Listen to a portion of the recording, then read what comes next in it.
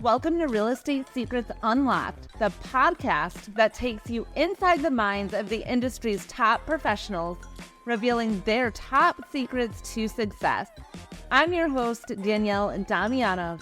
Whether you're a seasoned pro or just starting out, get ready to learn the latest trends, strategies, and secrets that will help you succeed.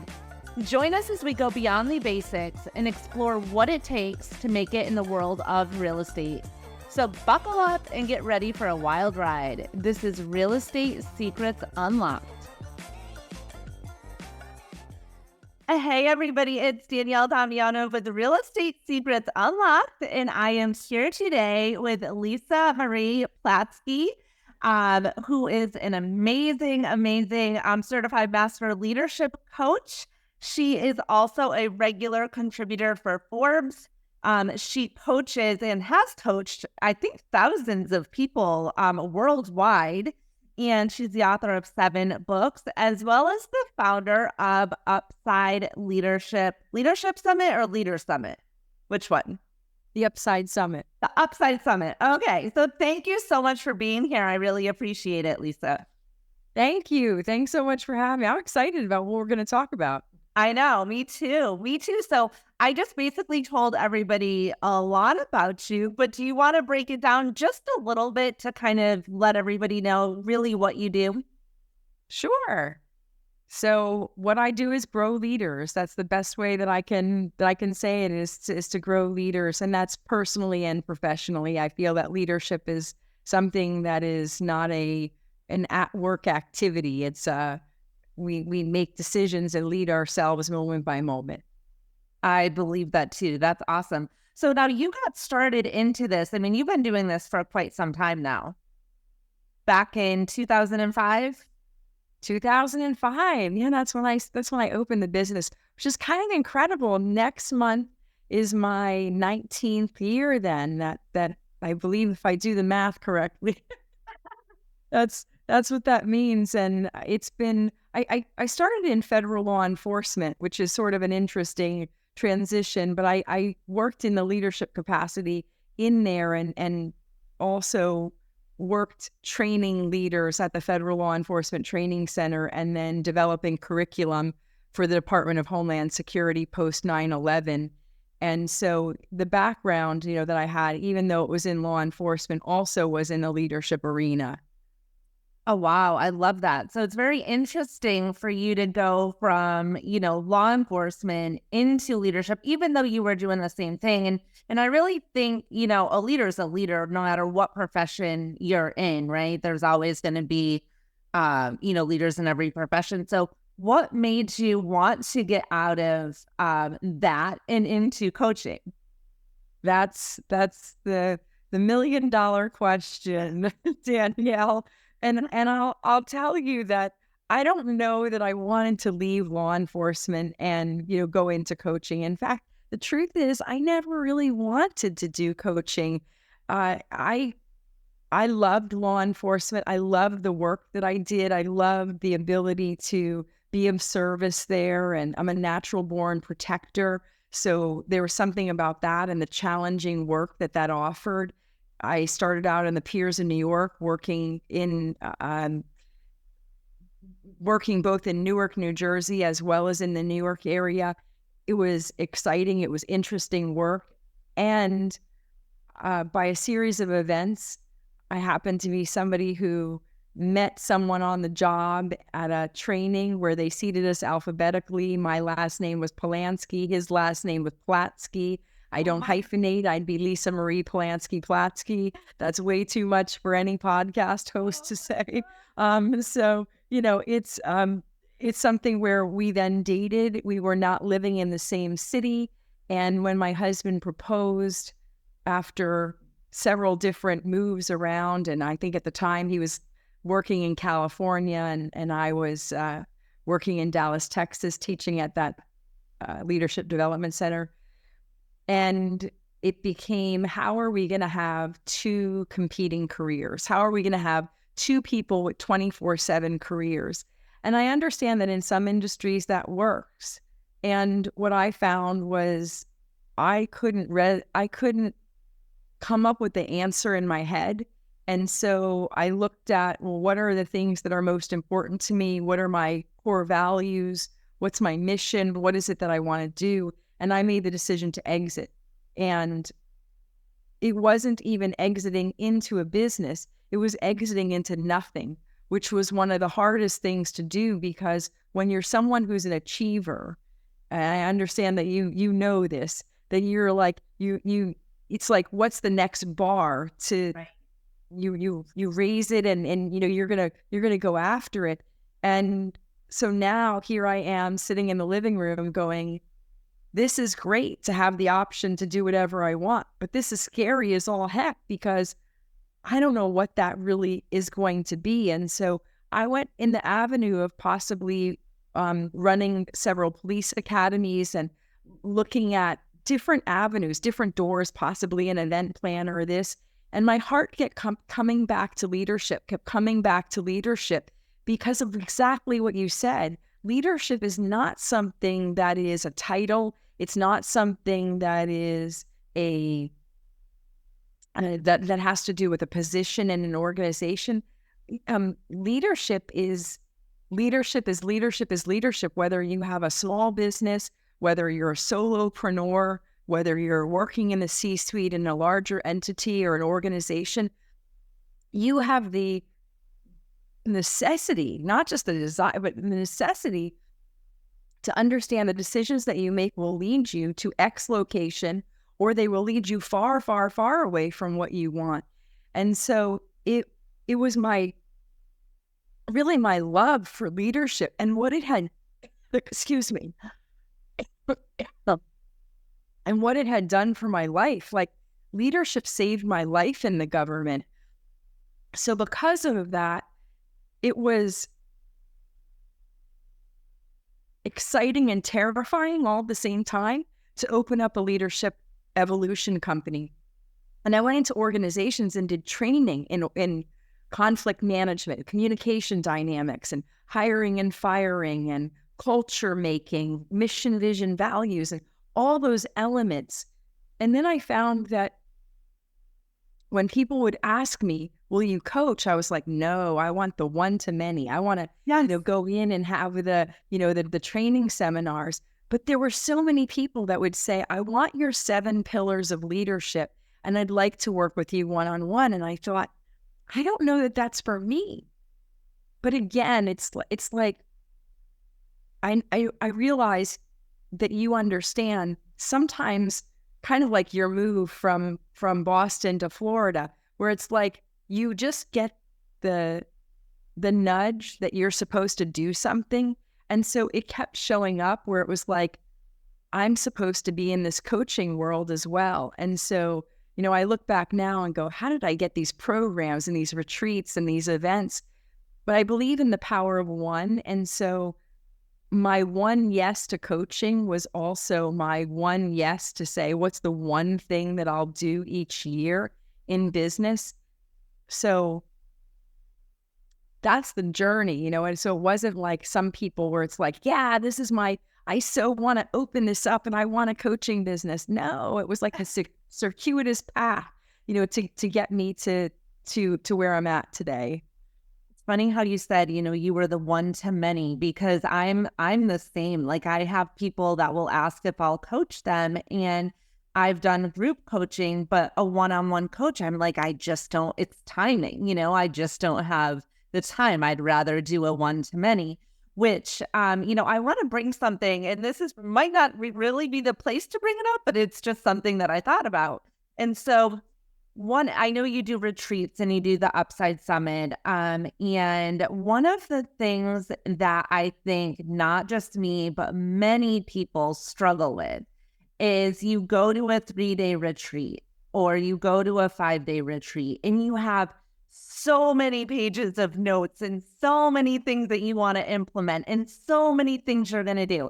And then you leave and you don't do half of what you had intended to do. So what is an advice that you would give to somebody when they go to a retreat like that of how they're actually going to implement and also hang on to? Because I feel like when you go to an event, right, your brain is like, yeah. And then once you get into it, back into the day-to-day, back into the work, you suddenly forget about that spark or that change. So what are some tools people can use? Well, I think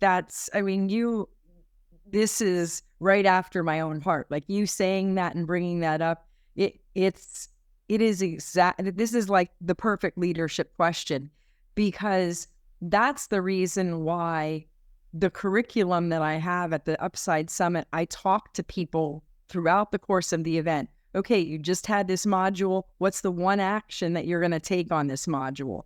Okay, you just had this. What's the one action you're going to take? And oftentimes, you're right, folks have like tons and tons and tons of notes. And remembering that when you go to something, you've got to set yourself up for success before, during, and after the event. And so even before my event, I have these like pre-conference workshops, which say, okay, what intention are you showing up with walking in the room? What are you looking to get out of the experience? What's your plan afterwards to ensure that you are going to take the information and do something with it? And so I have one of the books you mentioned that I've written 7 books. And in one of the books, I speak about connection. And I say to people, don't even bother going to a networking event or connecting with anybody if you haven't decided that you have space in your calendar to be able to connect with them again within 24 hours, to follow up, to actually care enough about the person. This is not just like an activity where you check the box, nor is going to an event. If you care enough about the material, whatever the conference is, a sales conference, an AI conference, a leadership conference like I'm putting on, you should have it in your calendar where it's like, I know why I'm going. I know that I've got time afterwards, and I'm really aware that this is the plan of action I have to be able to implement. And I feel like that's across the board for anything in business. In order to really grow very quickly, that level of intention of why you're doing an activity makes it pays big dividends. And one final thing to do with that is when I'm at my event and I say that to people, I tell them, make sure that you're clear if you're an introvert or an extrovert.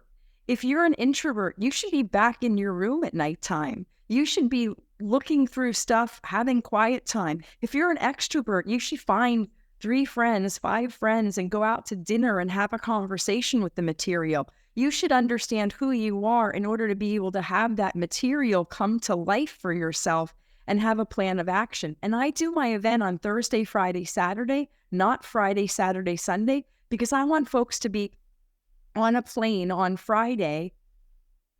Not a plane, on in the room on Friday, on the plane on Thursday, ready to go on Friday. And then when they're going home and they've already filled up with that, they're going on the plane on Sunday.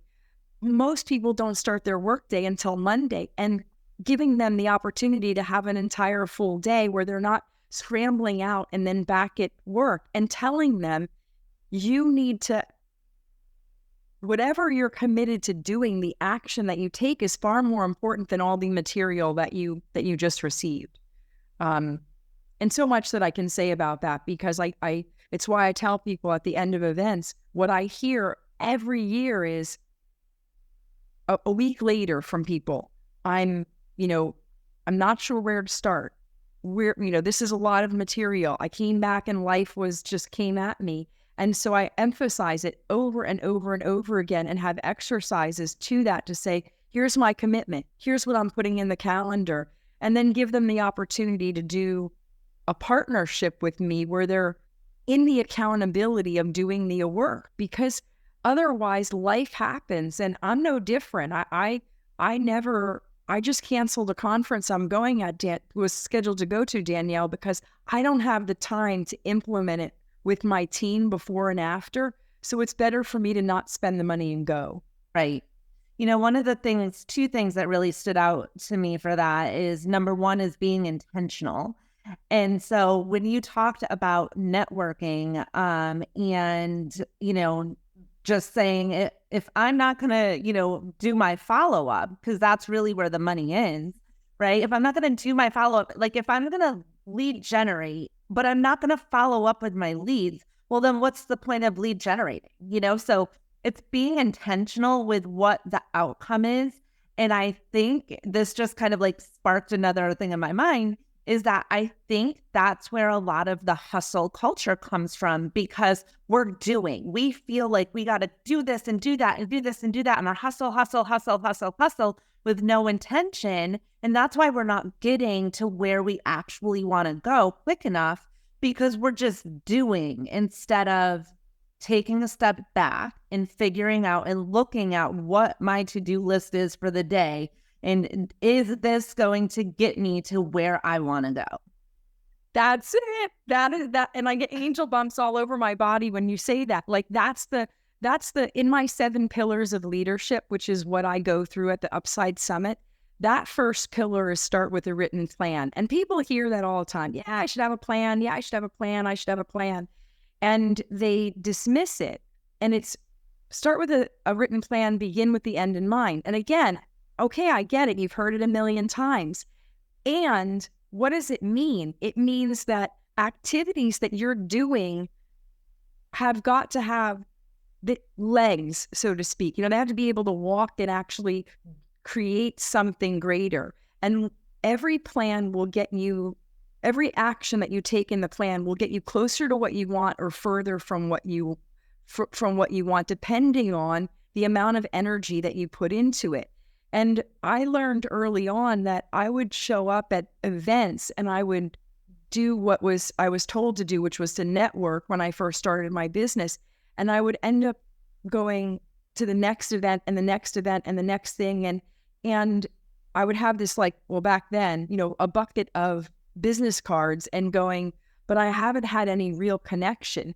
And so the other reason why I wrote the books on connection was because I learned for myself by making so many mistakes that connection is not networking, and you don't ever get to build a network if you never figure out how to connect with person one-on-one. Mm-hmm. And being able to do that meant that I had to put time in the calendar and examine every activity during the day and go, does this get me closer to what I want in my business, or does this take me further away? And I feel like we talk a lot about time management, but it's not really time management, it's energy management that is based on your ROI. Every minute is a minute that should produce something. And if it doesn't, then why are you doing it? Yeah.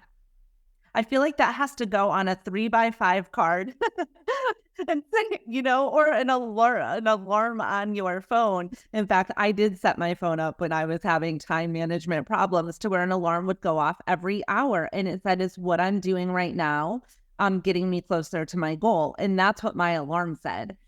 So you can definitely, I'm still old school with the 3x5s, but if you want to set your phone alarm up, to do that, because it's very important to start to analyze your day. Because if you don't analyze your day, your week, your year, then you're just floating through life, like doing the same thing and getting the same results when you're expecting different ones. So I definitely think that should be right there, like just really analyzing, all of your, whatever you're doing, in life.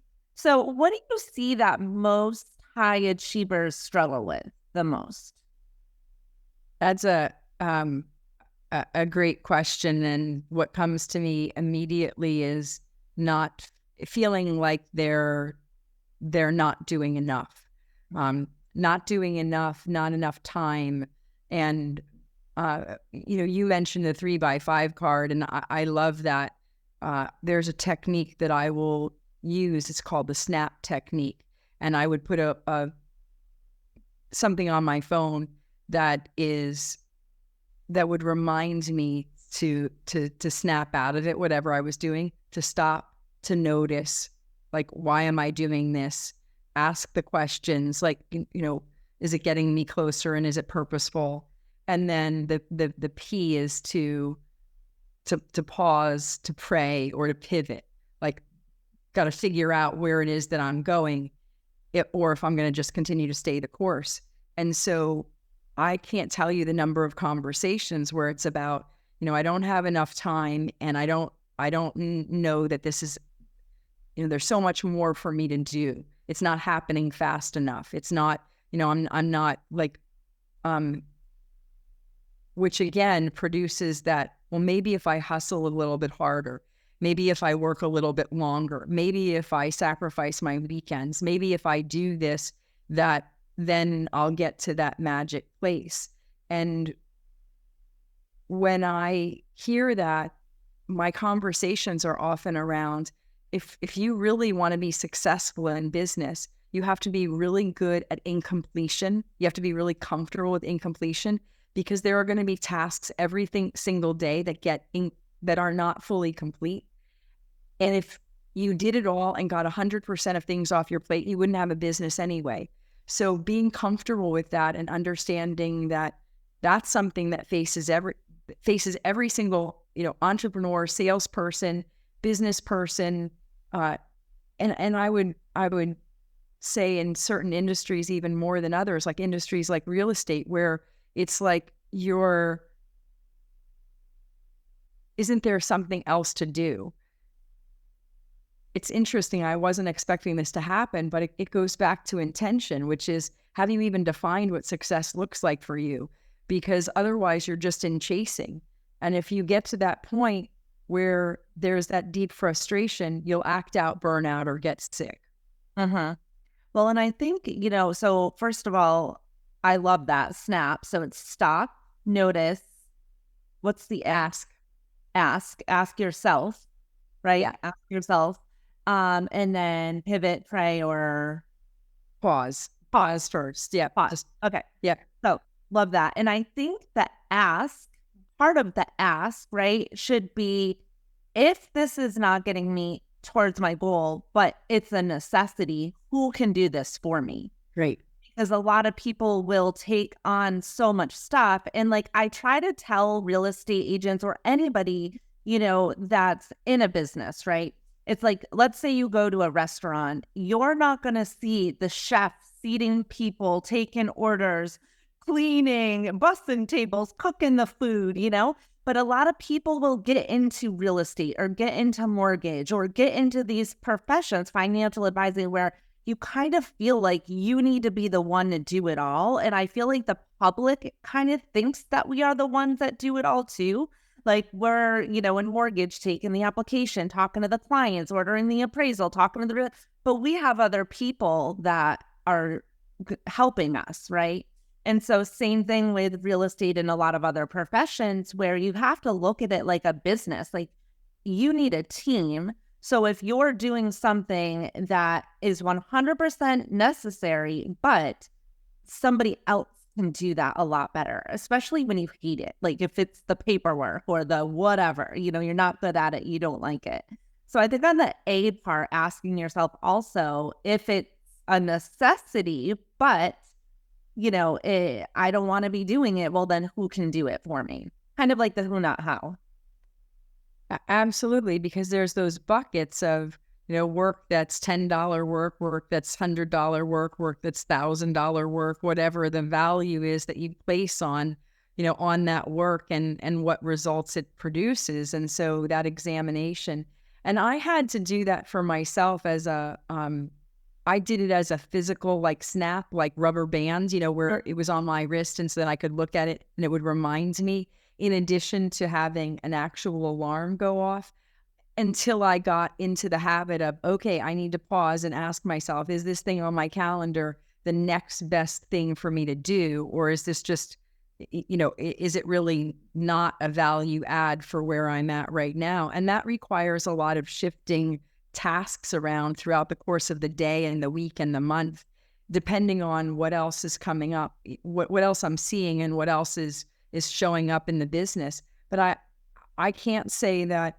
that's something that innately comes easy to me. Like I'd like to do it all. I like to do it all, Danielle. Like I have a team of people, and it takes me something to. That's the reason why I have those little signs there to remind me, oh yeah, ask somebody else, to be able to do this, because I think when you're someone who's a go-getter or a doer, it comes more naturally to want to make it happen. Sometimes it's just in your mind. It's just easier if I do it. It will be quicker and easier for me to just do it and get it done than to explain somebody else how to do it. Or, on those like things that's what happens to me a lot. It's like, okay, I'm going to have, Marianne do this for me. But then I'm like, I could just do it real quick, but then that's 20 minutes goes by. And was that the best use of my time? No, it wasn't.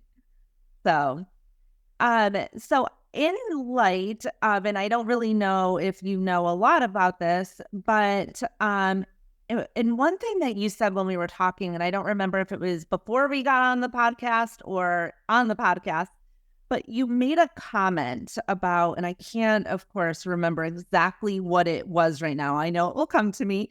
But I don't know if you've been following the whole lawsuit with the National Association of Realtors and like what's going on with that and stuff like that. But basically, in general, do you know anything about that? Or I know snippets of it. Yes. Snippets? Okay.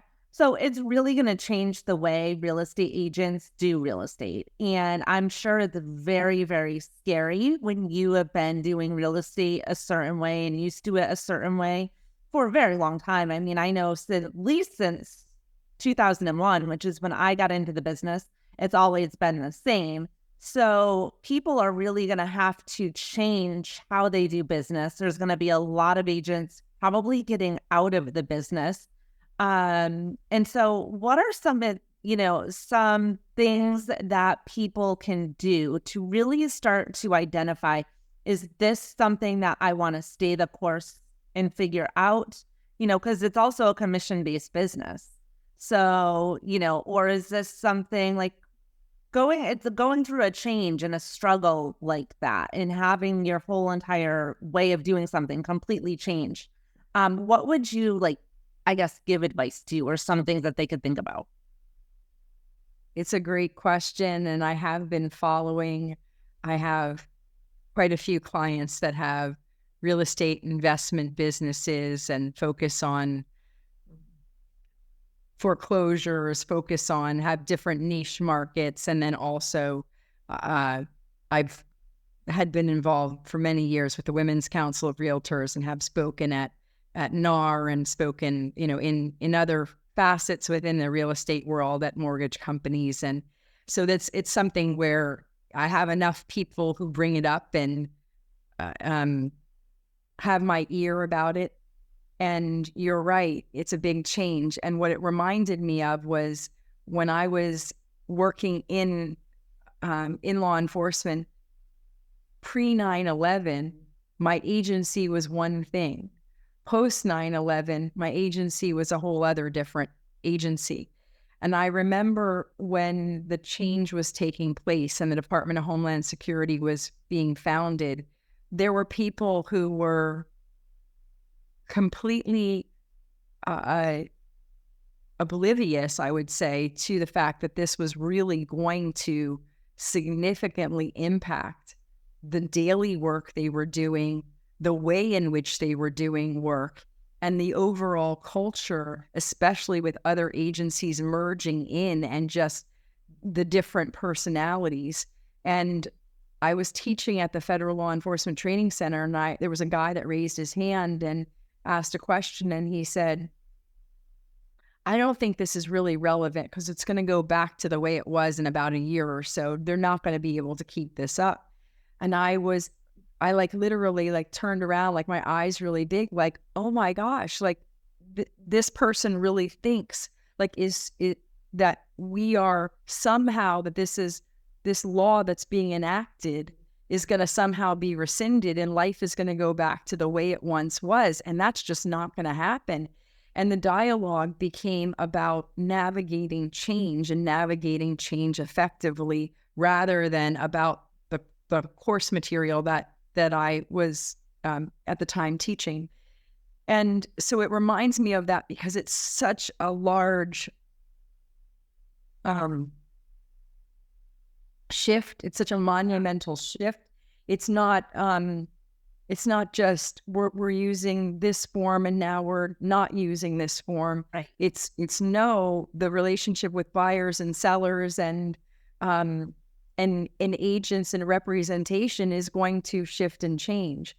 And so I believe that this for me goes back to, which for whatever reason are one of the themes that we've had on this podcast together. And it's giving yourself the ability to sit down with the intention of, why are you doing this in the first place? Yeah. Why did you get into real estate? Why did you get into mortgage or whatever it is in the industry that matters to you? And I feel that sometimes people go through the motions and they forget that. I have 5 steps to creating an effective plan. And one of the steps is understanding your why. And again, that might be something that people have heard. There is this very personal reason why something happens. And someone's personal reason is to make as much money as they want.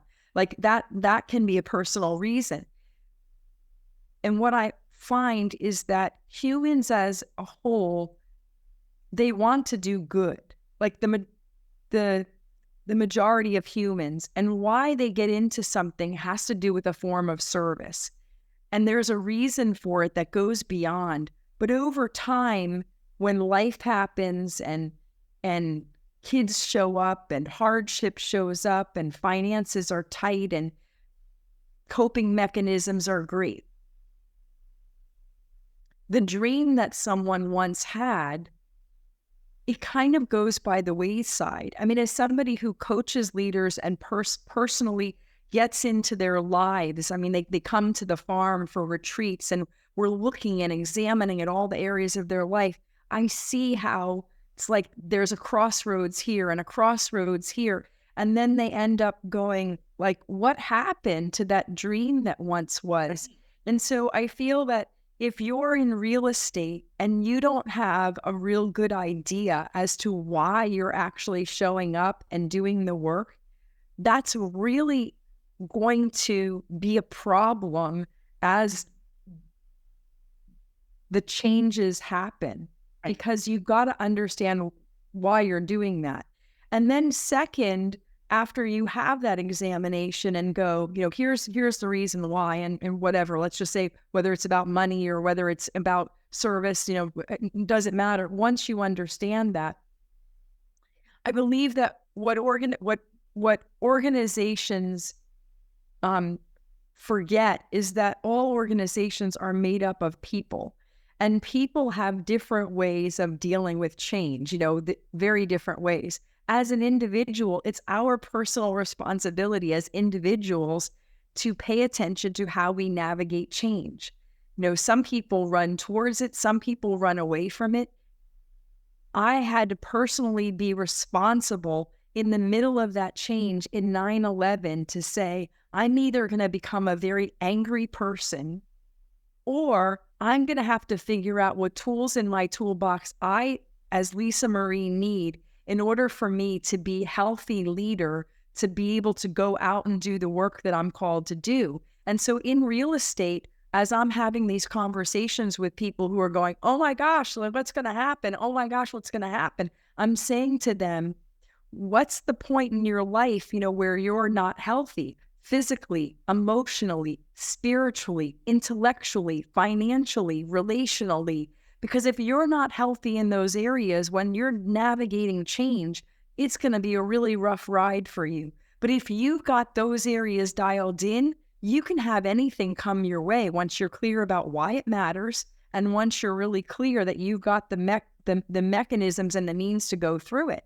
I mean, last year I had 2 floods and 2 tornadoes I was navigating. I lost 16 years worth of material for my conference 3 weeks before the conference. And the conference still went on, and nobody in the audience, other than what the little they read about on social media, was any wiser, because I called on my network and said, who can step up to the plate and make me signs? Who can do this?